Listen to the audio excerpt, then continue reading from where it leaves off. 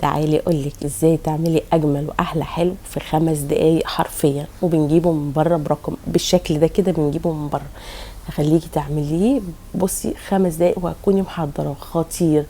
هنعمل الجلاش المكشكش، طبعا ده كان ترند السنه اللي فاتت وكان غالي جدا جدا. لا، هنعمله النهارده بطريقه سهله جدا جدا وبسيطه خالص، ومفيش لازمه ان احنا نجيبه من بره برقم.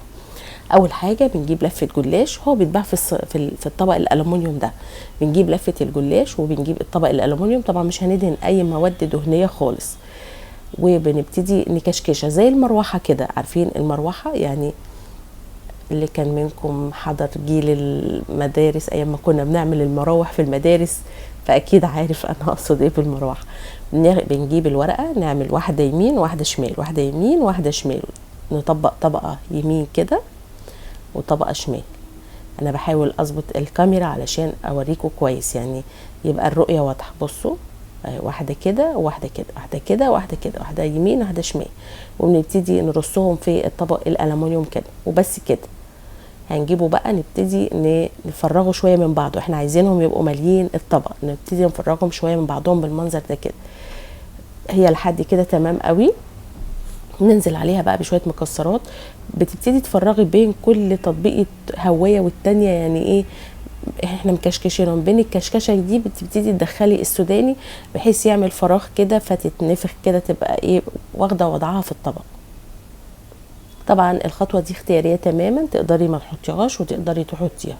هحط بقى زبيب وهحط جوز الهند برضو بين الكشكشه اللي احنا عاملينها، بنحاول نفردها شويه.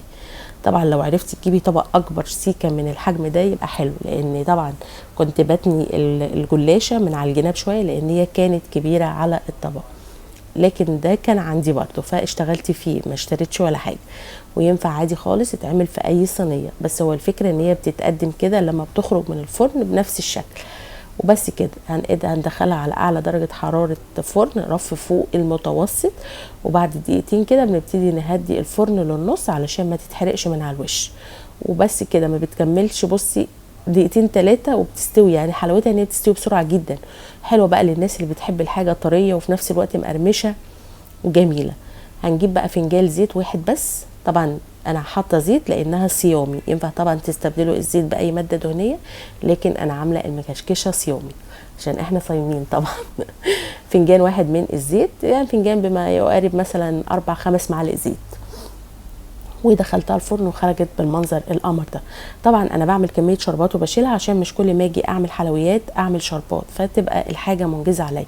طبعا لو انت لسه هتعملي شربات حالا، يعني بتجيبي كوبايه ونص من السكر على كوبايه من الميه على ظرف فانيليا على عصره ليمونه، وتسيبهم على البوتاجاز يغلوا 3-4 دقائق وبيبقى معاكي اجمل شربات.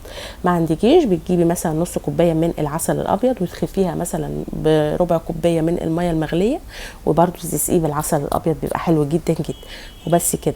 لكن انا زي ما بقول لكم مثلا بجيب 2 كيلو سكر واعمل مثلا شربات مره واحده، وبعبيه في برطمانات وبشيله بره التلاجة عادي خالص، مش بيحصل له حاجه، بحيث لما اجي اعمل اي نوع حلويات بيبقى زي ما بقول لكم الشربات جاهز. وده بيسهل عليكي كتير جدا جدا، ومش بتخليكي تكسلي ان انت تعملي اي حاجه حلوه، بسبوسه، كنافه، قطايف، جلاش، اي حاجه يعني بينفع بجد.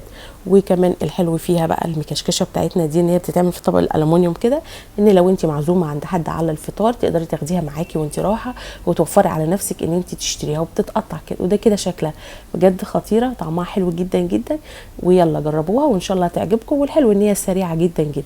لايك وشير، واشوفكم في اكله جديده على خير، وباي باي يا اصحابي الحلوين.